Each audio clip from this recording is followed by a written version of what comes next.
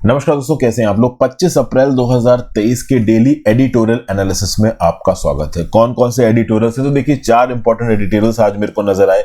एक तो है आपका ग्यूबरनेटोरियल इनएक्शन को लेके। बेसिकली यहां पे ये बात की गई है कि जो गवर्नर लंबे समय तक बिल्स को अपने पास पेंडिंग रखते हैं स्टेट लेजिस्लेटिव असेंबली के पास होने के बाद, उसके रिस्पेक्ट में बात की गई, तो इसको देखेंगे।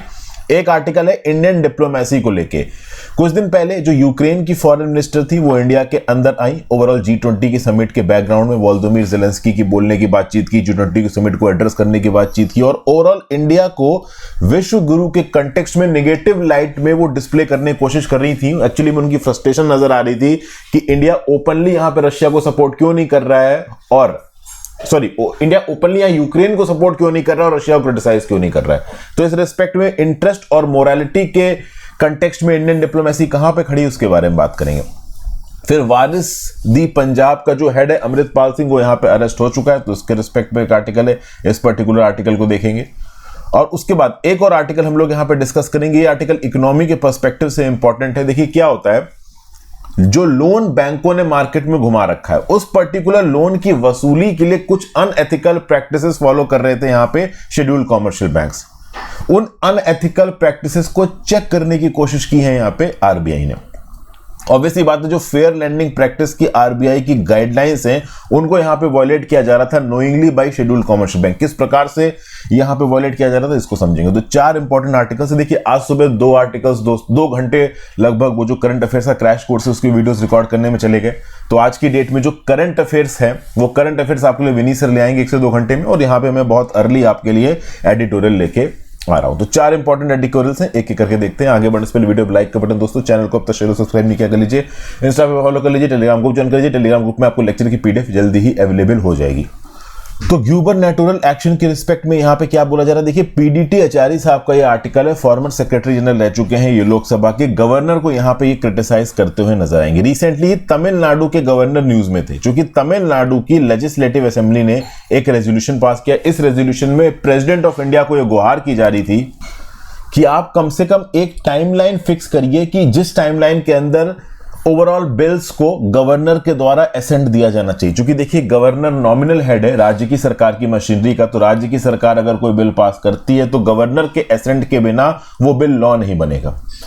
इस कंटेक्स्ट में हुआ क्या था कि 6 अप्रैल को गवर्नर ने एक पब्लिक स्टेटमेंट दिया, और पब्लिक स्टेटमेंट में गवर्नर ने यह बोला कि अगर कोई राज्य की सरकार का बिल कॉन्स्टिट्यूशनल लिमिट को क्रॉस करेगा तो गवर्नर उसको असेंट नहीं देगा। गवर्नर की रिस्पांसिबिलिटी नहीं है उसको असेंट देना। गवर्नर मतलब उसको पेंडिंग रख सकता है। इनडायरेक्टली शायद यहां पे आर एन रवि साहब भी बोलने की कोशिश कर रहे थे। तो इस बात को लेके जो तमिलनाडु की सरकार है और स्टेट लेजिस्लेटिव असेंबली है वो भड़क गई, और उन्होंने प्रेसिडेंट को एक रेजोल्यूशन यहां पे एड्रेस कर दिया। तब देखिए बात यह है कि स्टेट लेजिस्लेटिव असेंबली एक रेजोल्यूशन पास करे प्रेसिडेंट को एड्रेस करते हुए कि गवर्नर कॉन्स्टिट्यूशनल रोल के हिसाब से काम नहीं कर रहा है, ये अपने आप में एक अलग चीज हो गई। आर्टिकल 355 ऑफ द कॉन्स्टिट्यूशन संविधान क्या बोलता है, that it should be the duty of the union to ensure that governor of any state is carried on in accordance with the provisions of the constitution। इसमें state legislative assembly और governor दोनों का role है। अगर state legislative assembly अपने constitutional ambit को cross करेगा तो उसको चेक करने के लिए गवर्नर बैठा है, बट अगर गवर्नर अपने कॉन्स्टिट्यूशनल एम्बिट को क्रॉस कर रहा है तो उसको चेक करने के लिए कौन बैठा है, ये क्वेश्चन यहां पे उठाया जा रहा है। समझे? तो ये चीज हो रही भाई। देखिए समय समय पे ओवरऑल हमारे डेमोक्रेटिक सेटअप के पैरामीटर्स को सुप्रीम कोर्ट सेटअप करता रहता है, इंटरप्रेट करता रहता है, री इंटरप्रेट करता रहता है। चेंजिंग नीड्स ऑफ सोसाइटी के हिसाब से हमारे कॉन्स्टिट्यूशनल रिस्पॉन्सिबिलिटी भी लगातार चेंज हो रही है, इवॉल्व हो रही है। अब कॉन्स्टिट्यूशन की बात की जाए तो आर्टिकल 200 के अंदर ओवरऑल एक बिल जब असेंबली के द्वारा पास होने के बाद गवर्नर के पास जाता है तो बेसिकली गवर्नर के पास कुछ ऑप्शंस हैं। वो options article 200 of the constitution के अंदर दिए हुए हैं। अब देखिए उन ऑप्शंस में कहीं पे भी गवर्नर के पास ये ऑप्शन नहीं है कि गवर्नर उन बिल को अपने पास पेंडिंग रखे। गवर्नर या तो उन बिल को अप्रूवल देगा, गवर्नर या तो उन बिल को रिजेक्ट कर देगा, रिजेक्ट करने से गवर्नर को ग्राउंड देने पड़ेंगे, या फिर गवर्नर उस बिल को प्रेसिडेंट की कंसीडरेशन के लिए फॉरवर्ड करेगा। कहीं पे भी आर्टिकल 200 के अंदर यह नहीं लिखा है कि गवर्नर एक पर्टिकुलर बिल को लंबे समय तक पेंडिंग रख सकता है। पेंडिंग रखना is not an option with the governor. तो अगर गवर्नर बिल्स के ऊपर इनडेफिनिटली बैठा हुआ है, उन्हें डिले कर रहा है, तो उस केस में governor article 200 of the constitution, हमारे संविधान के अगेंस्ट जा रहा है। समझ गए? तो भाई सरकार की, जो राज्य की सरकार है, उसकी कॉन्स्टिट्यूशनल ड्यूटी है कि वो आर्टिकल 355 को इन्वोक करके प्रेसिडेंट को बताए कि भाई गवर्नर यहां पे गड़बड़ काम कर रहा है। समझ गए? तो बेसिकली आर्टिकल 200 के अंदर बिल के ऊपर इनडेफिनेटली बैठे रहना, उसको पेंडिंग रखना, ये गवर्नर की ताकत में नहीं आता, और अगर गवर्नर ऐसा करता है तो वो कॉन्स्टिट्यूशन को वॉलेट कर रहा है, इसमें कोई भी डाउट नहीं है। इस कंटेक्स्ट में असेंबली के रेजोल्यूशन के ऊपर एक प्रॉपर एक्शन लिया जाना चाहिए प्रेसिडेंट के द्वारा, और असेंबली का रेजोल्यूशन यहां पे लेजिटिमेट एक्शन है। अब यहां पे कुछ टेक्निकल टर्म्स पे, कुछ कॉन्स्टिट्यूशनल आप कह लो प्रेरोगेटिव्स पे बातचीत हो रही। डीडी बासु साहब को यहां पे कोट किया गया। डीडी बासु साहब की कॉन्स्टिट्यूशन की किताब भी बड़ी इंटरेस्टिंग है, आजकल डेट लोग पढ़ते नहीं, पढ़ने की जरूरत भी नहीं, बट मैंने पढ़ी थी बहुत ही ज्यादा होलिस्टिक तरीके से, और एक कहते हैं ना कॉन्स्टिट्यूशनल आइडियोलॉजी को बहुत प्रॉपर तरीके से पेरूज किया है डीडी बासु साहब ने अपनी किताब में। बहुत सारे लोग लक्ष्मीकांत पढ़ते हैं, क्योंकि लक्ष्मीकांत जी ने प्रॉपर तरीके से जितनी काम की चीज है रेलेवेंट, उनको एक जगह पे कंसोलिडेट कर दिया, बट डीडी बासु ने एक्चुअल एनालिसिस किया है संविधान का, अगर आप पढ़ेंगे तो। बट फिर भी आप लक्ष्मीकांत ही पढ़िए, एग्जाम्स पर्सपेक्टिव से इंपॉर्टेंट है। कोई बहुत ज्यादा इंट्रोस्पेक्टिव एनालिटिकल है, वो चाहे तो डीडी बासु पढ़ सकता है। अब देखिए, हमने अपना डेमोक्रेटिक सिस्टम ऑफ गवर्नेंस कहां से उठाया है? मॉडल ऑफ गवर्नमेंट हमारा यूनाइटेड किंगडम से उठाया हुआ है। ठीक है, अब यूनाइटेड किंगडम के मॉडल के अंदर ओवरऑल जो नॉमिनल हेड है वो कौन है? वो क्वीन है या किंग है। अब बेसिकली क्वीन और किंग का जो रोल है इंडिया के अंदर, प्रेसिडेंट और गवर्नर्स का भी वही रोल है। सीधी बात है। अब होता यह है कि इंग्लैंड के अंदर अगर मान लो कोई बिल पास हुआ पार्लियामेंट के द्वारा और वो किंग या क्वीन के पास अप्रूवल के लिए गया, तो किंग और क्वीन उसको अप्रूवल देगा। रिजेक्ट किंग और क्वीन केवल एक बेसिस पे कर सकता है, और वो बेसिस ये है कि भाई जो मिनिस्टर्स हैं कैबिनेट के यूके की सरकार में, वही मना कर दे किंग क्वीन को अप्रूवल के लिए। तो यूके के कॉन्स्टिट्यूशनल प्रेरोगेटिव्स को फॉलो करें, जिससे हमने अपना parliamentary form of democracy evolve किया। तो इस हिसाब से तो गवर्नर के पास अगर कोई बिल गया है अप्रूवल के लिए, तो उसको रिजेक्ट गवर्नर अपने हिसाब से नहीं कर सकता। अगर राज्य की सरकार की लेजिस्लेटिव असेंबली के काउंसिल ऑफ मिनिस्टर्स बोलते हैं कि हाँ भाई इसको रिजेक्ट कर दो, तो ही वो रिजेक्ट करेगा। अब सवाल ये उठता है यहां पे कि जब राज्य की असेंबली ने ही बिल यहां पे पास किया है, तो फिर वही क्यों बोलेगी गवर्नर से उस बिल को रिजेक्ट करने के लिए? तो कई बार ऐसा होता है कि बिल के पास होने के बाद भी सरकार का माइंडसेट उस पर्टिकुलर नियम कानून को लेकर बदल जाता है, तो वो रिजेक्ट कर सकते हैं। बट इंडिया के अंदर ओवरऑल गवर्नर के पास डिस्क्रिशनरी सेंस में बहुत ज्यादा ताकतें चली गई हैं। लेकिन डीडी बासु साहब यहां पे ये कहने की कोशिश कर रहे हैं कि इंडिया के अंदर जो गवर्नर की ताकतें हैं वो एक्चुअली में ब्रिटिश डेमोक्रेटिक सेटअप में क्वीन या किंग की ताकतों से इवॉल्व हुआ है। और क्वीन की किंग की ताकतों में अगर कोई बिल उनके पास आया है तो वो अप्रूवल देंगे, रिजेक्ट केवल एक बेसिस पे कर सकते हैं, अगर खुद यूके के काउंसिल ऑफ मिनिस्टर्स उनसे मना कर दे। तो इंडिया के अंदर भी प्रेसिडेंट के पास कोई बिल आया है या गवर्नर के पास कोई बिल आया है, तो वो एक ही कंटेक्स्ट में मना कर सकते हैं, अगर काउंसिल ऑफ मिनिस्टर उनसे बोले कि बिल को अप्रूवल ना दो। बाकी कोई सिचुएशन ही यहां पे नहीं उठती है जहां पे गवर्नर ओवरऑल इस बिल को मना कर दे। हां, एक चीज लिखी हुई है कि अगर गवर्नर को दिख रहा है कि राज्य की सरकार का सेटअप सेक्शनिस्ट हो रहा है, बहुत ज्यादा एंटी कॉन्स्टिट्यूशनल हो रहा है, तब गवर्नर यहां पे राज्य की सरकार के काम को रोक सकती है। बट ऐसा कुछ हो नहीं रहा है। इस समय पे ज्यादातर जो राज्य की सरकार है उनकी एक ही प्रॉब्लम है कि वो बिल पास करते हैं और वो बिल लंबे समय तक गवर्नर के पास पेंडिंग पड़े रहते हैं, गवर्नर उनके ऊपर कोई एक्शन लेता ही नहीं है। तो बेसिकली टेक्निकली यहां पे जो सरकार है स्टेट लेजिस्लेटिव असेंबली, वो प्रॉपर तरीके से काम ही नहीं कर पा रही, क्योंकि काम करने के लिए उनको बिल पास करने हैं और बिल एक्चुअली में पास होकर नियम कानून बन ही नहीं रहे, क्योंकि गवर्नर उनको यहां पे रोक के बैठ गया। और चूंकि गवर्नर एक सेंट्रल गवर्नमेंट का अपॉइंटी है, वैसे तो एक इंडिपेंडेंट कॉन्स्टिट्यूशनल पोस्ट है, चूंकि गवर्नर को यहां पे केंद्र की सरकार द्वारा अपॉइंट किया जाता है, तो बहुत हद तक राज्य की सरकार वर्सेस केंद्र की सरकार की पॉलिटिक्स के साथ भी इसको जोड़ दिया जाता है। सुप्रीम कोर्ट में पिटीशंस फाइल कर दिए जाते हैं कि भाई यहां तो गवर्नर कुछ कर ही नहीं रहा है, चुपचाप बैठा हुआ है।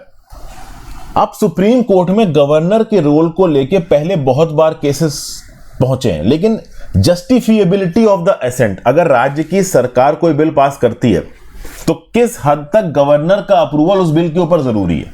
देखिए बात यह है, एक केस है पुरुषोत्तम नाम्बूथोरी वर्सेस स्टेट ऑफ केरला 1962। इस पर्टिकुलर केस में यह बोला गया कि कोई एक पर्टिकुलर असेंबली बिल पास करके गवर्नर के पास देती है, गवर्नर के पास वो बिल पेंडिंग के लिए पड़ा हुआ, तब तक स्टेट लेजिस्लेटिव असेंबली डिसॉल्व हो गई, तो वो बिल लैप्स नहीं करेगा।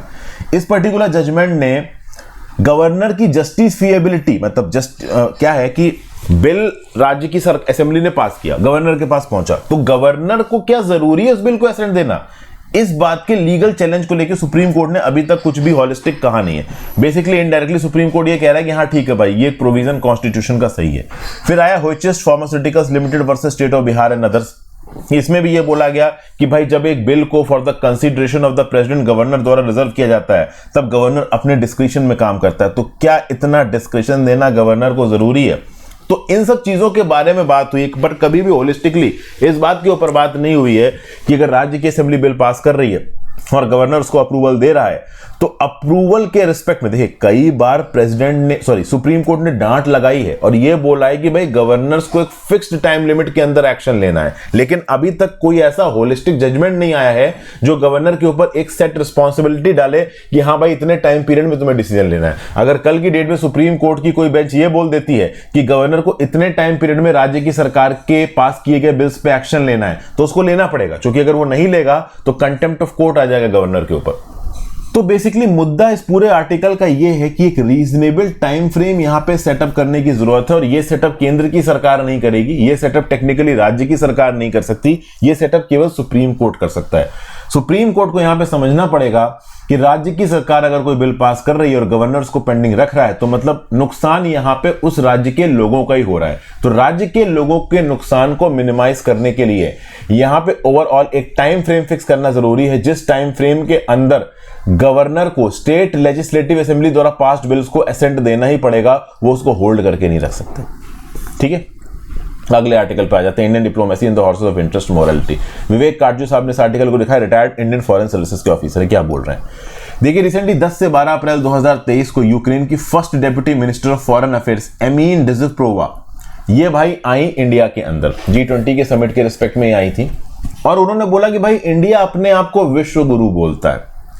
इंडिया एक ऐसी जमीन है जहां पे बहुत से संत साधु गुरु का जन्म हुआ है। इंडिया विश्व गुरु बनना चाहता है, ग्लोबल टीचर बनना चाहता है, राइटर बनना चाहता है, लेकिन इस समय पे इंडिया इनोसेंट विक्टिम्स के अगेंस्ट खड़ा है। रशिया हमारे खिलाफ अत्याचार कर रहा है और रशिया के एक्शंस के अगेंस्ट इंडिया ज्यादा कुछ बोल नहीं रहा है। तो अगर सच में विश्व गुरु इंडिया को बनना है तो यूक्रेन के कॉज को सपोर्ट करना पड़ेगा, ऐसा कुछ मिस एमीन डिजिप्रोवा ने यहां पे बोला। वो बेसिकली बहुत फ्रस्ट्रेटेड तरीके से जबरदस्ती अपने कंट्री के पॉइंट ऑफ व्यू को यहां पे इंप्लीमेंट करने की कोशिश कर रही थी, थोड़ी पब्लिसिटी गेन करने की कोशिश कर रही थी। देखिए ये सारे पॉइंट बहुत सारे और फॉरेन डिप्लोमेट्स ने इंडिया के अगेंस्ट बोले हैं, लेकिन डिस्क्रीटली बोले हैं, प्राइवेटली बोले हैं।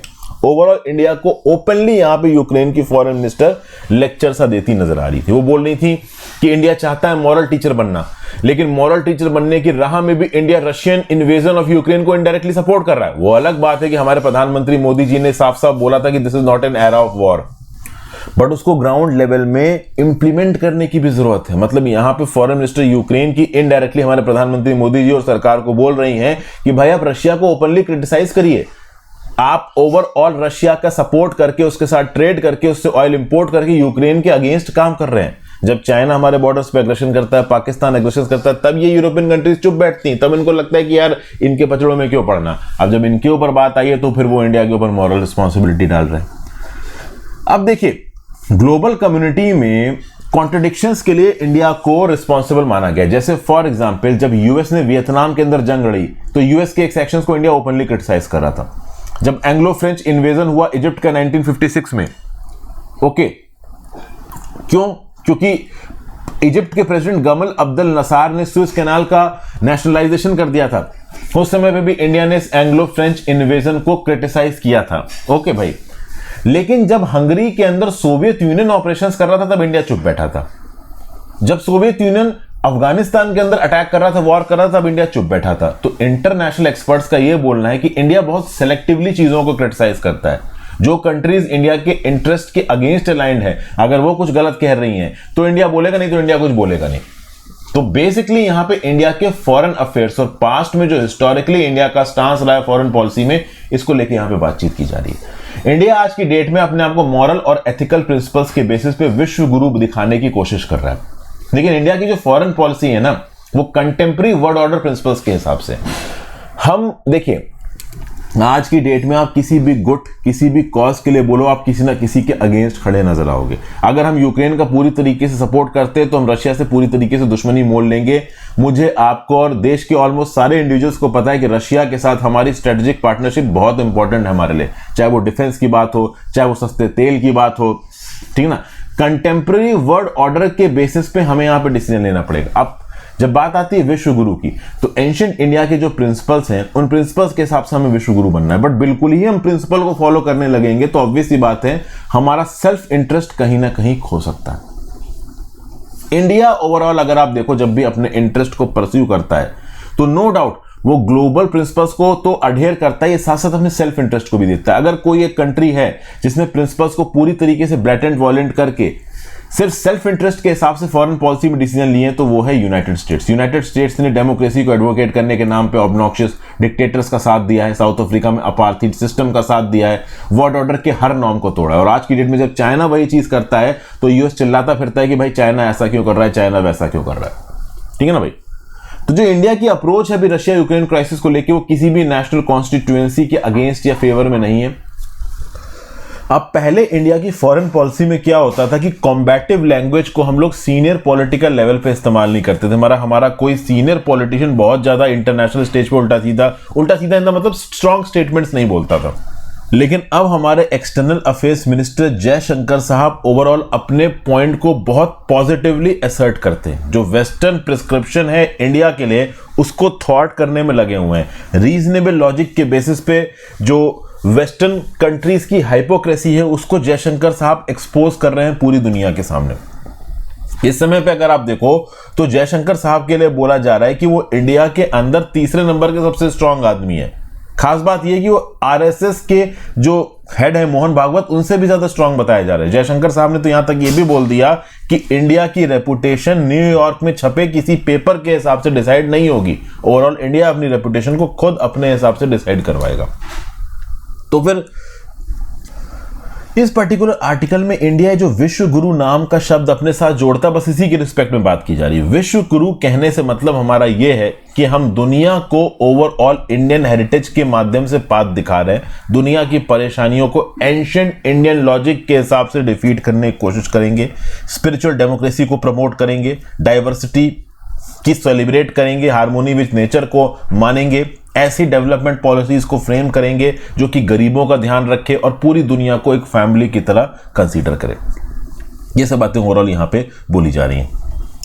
वो जो पुराना आइडिया था कि हाँ भाई जो बहुत ताकतवर है वो लॉलेस तरीके से कुछ भी करता फिरेगा, उस पर्टिकुलर आइडिया को अभी के लिए हमने यहाँ पे रिजेक्ट कर दिया है। तो बेसिकली जिस मोरालिटी की बात डिप्लोमेटिक स्फीयर में मिस्टर एमीन डजवारिया कर रही थी, वो मोरालिटी उनकी अब इसलिए निकल के आ रही क्योंकि वो रशिया के सामने प्रेशर के अंडर हैं। अगर वो बिल्कुल सही होते, कोई जंग ना लड़ी जा रही होती, तो इंडिया इस समय पे कितनी भी कंट्रीज के साथ जंग लड़ रहा होता, उनको कोई फर्क नहीं पड़ता। चूंकि आज वो प्रेशर में है तो वो इंडिया के ऊपर मॉरल प्रेशर डालने की कोशिश कर रहे हैं। नेक्स्ट बात करते हैं वॉरलेस पंजाब। केंद्र की सरकार को और राज्य की सरकार को रिवाइवल ऑफ सेपरेटिज्म के अगेंस्ट गार्ड रखना है। 23 अप्रैल को अमृतपाल सिंह को अरेस्ट किया गया। सेल्फ अपॉइंटेड कैंपेनर है, सिख के लिए अलग नेशंस की बात करते हैं और पंजाब की पुलिस पब्लिक को भड़काने की कोशिश करते हैं। भाई हफ्तों से भाग रहे हैं, पुलिस इनके पीछे पड़ी हुई है, नेशनल सिक्योरिटी एक्ट इनके ऊपर लगा हुआ है। इनफैक्ट अभी जब इनको अरेस्ट किया गया तो हाई कोर्ट में इनके अरेस्ट के खिलाफ पिटीशन चली गई। बोला गया कि पंजाब पुलिस ने इलीगल तरीके से इनको अरेस्ट किया है। हाई कोर्ट ने बोला कि मजाक कर रहे हो क्या, पिटीशन रिजेक्ट की। यहां पे मतलब ओवरऑल सेक्शनिस्ट कैंपेनर्स के रिस्पेक्ट में भी जुडिशरी का इस्तेमाल करके छुड़ाने की कोशिश की गई उनको। अभी के लिए असम की जेल में इनको बंद कर दिया गया 2000 किलोमीटर दूर पंजाब से, ताकि पंजाब के अंदर कोई पॉलिटिकल टर्माइल देखने को ना मिले।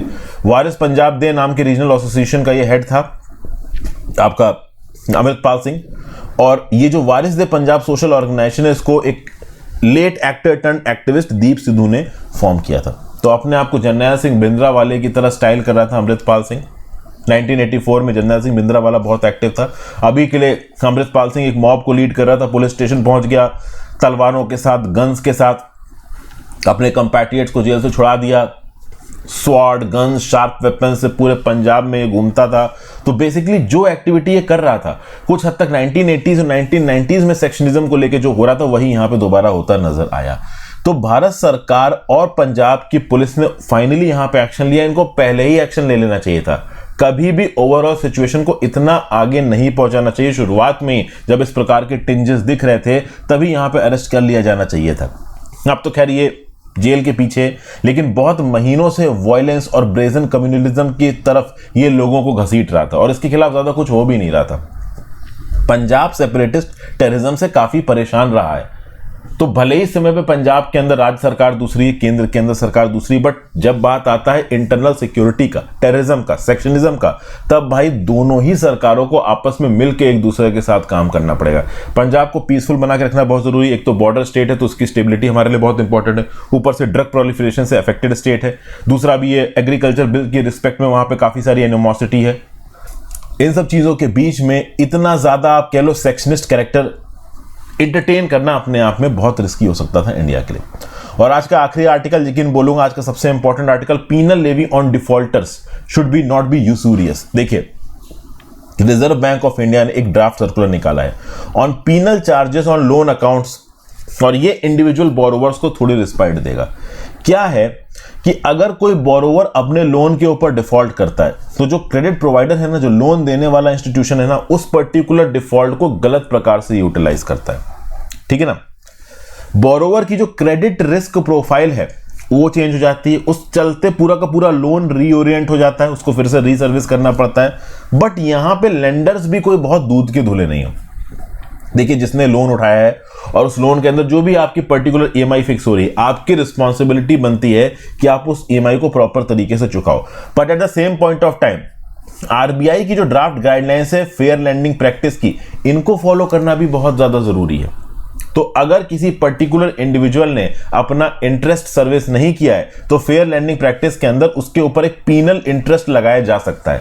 लेकिन ये पर्टिकुलर लेंडर बैंक क्या कर रहे थे, ये केवल पीनल इंटरेस्ट नहीं लगा रहे थे, ये ओवरऑल आप कह लो जो प्रिंसिपल का अमाउंट है उसको तक को चेंज कर दे रहे थे। समझ गए? तो बेसिकली जब भी एक बोरोवर रीपेमेंट को डिले करता था या डिफॉल्ट करता था अपनी ईएमआईज के ऊपर, तब पेनल लेवी रेगुलेटरी इंटेंट से ना लगाने की बजाय पैसा कमाने के रिस्पेक्ट में लगाई जा रही थी। जबकि ओवरऑल आरबीआई की फेयर लैंडिंग प्रैक्टिस की गाइडलाइंस ये बोलती कि अगर कोई बोरोवर डिफॉल्ट करता है तो उसको एक मौका मिलना चाहिए, उसके ऊपर पेनाल्टी मिलनी चाहिए, बट वो पेनल अमाउंट अलग होना चाहिए। जितना इंटरेस्ट आप भर रहे हो, जितना प्रिंसिपल आप भर रहे हो, उसका लिंक हो सकता है, बट उसके साथ ऑफिशियली उस पेनल अमाउंट को जोड़ के लॉन्गर टर्म में प्रिंसिपल के अमाउंट को बड़ा कर देना, ये एक सही अप्रोच नहीं है। बट यही पर्टिकुलर अप्रोच यहां पे ये बैंक्स अपना रहे थे, लैंडिंग बैंक्स। तो इसी रिस्पेक्ट में यहां पे आरबीआई ने साफ साफ एक ड्राफ्ट कह लो नोटिफिकेशन के थ्रू इन लेंडर्स को बताया है कि भैया आप पेनल इंटरेस्ट को रेवेन्यू इनहेंसमेंट टूल की तरह इस्तेमाल नहीं करेंगे। तो किसी ने अपनी ईएमआई सही समय पे नहीं दी, अपने लोन पे डिफॉल्ट किया कुछ समय के लिए, तो आप उसके लोन के टर्म्स एंड कंडीशंस को कुछ इस प्रकार से बदल दो कि लॉन्गर टर्म में वो डिसएडवांटेज पे चला जाए। ये एटीट्यूड आपको नहीं रखना चाहिए। आपको कैपिटलाइज नहीं करना है पेनल इंटरेस्ट को, और ना ही आपको प्रिंसिपल अमाउंट को बढ़ाना है। जो कुछ समय के लिए अपना लोन नहीं रीपे कर पा रहा है उसके ऊपर पेनल चार्जेस लगा दो, और सिर्फ पेनल चार्जेस, वो पेनल चार्जेस आप प्रिंसिपल अमाउंट में जोड़ दो और प्रिंसिपल अमाउंट के रिस्पेक्ट में लॉन्गर टर्म में उससे ज्यादा इंटरेस्ट निकलवाने की कोशिश करो, उसकी पूरी लोन कंडीशंस को रेगुलर बेसिस पे बदल दो। ये एक सही अप्रोच नहीं होगी। तो ये बात ओवरऑल आरबीआई ने यहां पे क्लियर की है सारे लेंडर्स को। अगर आप देखो दोस्तों, तो नॉर्मली 2014-15 के लगभग पे जो इंडस्ट्रियल शेयर होता था आउटस्टैंडिंग बैंक क्रेडिट का, जैसे बैंक जो पैसा लोन में घुमाती हैं, अब कुछ पैसा तो मेरे आपके जैसे लोग लेंगे, हमने कार लोन ले लिया, पर्सनल लोन ले लिया, होम लोन ले लिया। ज्यादातर जो बैंक का पैसा घूमता था लोन पे वो इंडस्ट्रीज, बड़े बड़े फैक्ट्री एस्टेब्लिशमेंट बिजनेसेस के पास घूमता था। 2014-15 में 43% जो लोन था वो इंडस्ट्रीज को बांटा जाता था उनके धंधे वगैरह के लिए। लेकिन ये क्वांटम फरवरी 2023 में 24% पे आ चुका है। आज की डेट में जो सबसे बड़ा क्वांटम है बैंक के घूमे हुए लोन का, वो है पर्सनल लोन 30% पे, और ये पर्सनल लोन 8 साल पहले 2014-15 में 19% पे था। तो इस समय पे सबसे बड़ी लोन कैटेगरी पर्सनल लोन की है। पहले ये कैटेगरी इंडस्ट्रियल लोन की हुआ करती थी, जो बिजनेस वगैरह को लोन दिए जाते थे। ठीक है ना भाई? तो अब चूंकि पर्सनल लोन बहुत हाई है, होम लोन और आपका कार लोन, इस प्रकार के जो लोन्स होते हैं, एजुकेशन लोन्स होते हैं, इनका भी क्वांटम ओवरऑल लोन क्वांटम में बढ़ रहा है। तो बेसिकली पर्सनल बोरोवर्स यहां पे इन्वॉल्व है, इंडिविजुअल बोरोवर्स यहां पे इन्वॉल्व है, और इंडिविजुअल बोरोवर्स के अगेंस्ट आपको डिस्क्रिमिनेटरी नहीं होना है। इंडिविजुअल बोरोवर्स के रिस्पेक्ट में आपको एक प्रॉपर गाइडलाइंस बनानी पड़ेगी जो कि फेयर लैंडिंग प्रैक्टिसेस के हिसाब से इवॉल्व होगी। इन पर्टिकुलर इंडिविजुअल बोरोवर्स के प्रिंसिपल अमाउंट में आप इनकी पेनल्टी वाला अमाउंट जोड़ के इनके लोन को रीओरिएंट करके लॉन्गर टर्म में इनके प्रिंसिपल अमाउंट को नहीं बढ़ा सकते। ओवरऑल आपको प्रॉपर क्वांटम्स फिक्स करेंगे। किसी पर्टिकुलर इंडिविजुअल बोरोवर ने 1 महीने के लिए डिफॉल्ट किया, 2 महीने में डिफॉल्ट किया या 4 महीने 6 महीने के लिए डिफॉल्ट किया, तो जो उसके डिफॉल्ट की टाइमलाइन है उस टाइमलाइन के हिसाब से प्रॉपर फिक्स्ड प्रिंसिपल के हिसाब से उसके क्वांटम पीनल इंटरेस्ट को यहां पे तय किया जाएगा। वो पीनल इंटरेस्ट एक प्रॉपर गाइडलाइन के थ्रू तय होना चाहिए और इस पीनल इंटरेस्ट में कहीं से भी बैंक का ये इंटेंट नहीं नजर आना चाहिए कि वो ओवरऑल अपनी लोन कंडीशन से अलग कुछ एक्स्ट्रा प्रॉफिट कमाने के मूड में है। ये ओवरऑल अगर एटीट्यूड शेड्यूल्ड कमर्शियल बैंक्स या लेंडर्स का निकल के आया तो उनके ऊपर भी पीनल चार्जेस लगाए जा सकते हैं यहां पे आरबीआई के द्वारा। तो ये था आज का एडिटोरियल डिस्कशन दोस्तों, 4 ही आर्टिकल्स हैं। जल्दी ही विनीत सर आपके लिए करंट अफेयर्स की वीडियो भी लेके आएंगे। आई होप आपको मजा आया हो लेक्चर में। अपने व्यू पॉइंट नीचे कमेंट बॉक्स में देख जाइएगा, इंस्टाग्राम पे फॉलो कर लीजिएगा, टेलीग्राम ग्रुप ज्वाइन कर लीजिएगा, ज्यादा से ज्यादा लोग सर लेक्चर को शेयर करें दोस्तों। और मेरी ऐप चेकआउट कर सकते हैं, हर्षित द्विवेदी एजुकेशन। आपको नीचे डिस्क्रिप्शन बॉक्स में उसका लिंक मिल जाएगा, हर्षित द्विवेदी एजुकेशन। आप सर्च मारिए मेरी एंड्रॉयड प्ले स्टोर पे, आपको वहाँ पे ऐप मिल जाएगी। और अगर आप iOS यूजर्स हैं, आईफोन के यूजर्स हैं, तो वहाँ पे माई इंस्टीट्यूट नाम की एक ऐप डाउनलोड कर लीजिए। वहाँ पे ऑर्गेनाइजेशन कोड डालिएगा PJDDN और उससे आप ओवरऑल मेरी ऐप पे पहुंच जाएंगे। मैंने अभी तक एक ही कोर्स बनाया है, UPSC prelims crash course plus test series. काफी मेहनत की मैंने उसको बनाने में, आप एक बार देख सकते हैं, आपको उससे बेनिफिट होगा ही, चाहे आप 2023 की प्रीलिम्स की तैयारी कर रहे हो चाहे 2024 की। Thank you for watching friends, have a great day, good bye.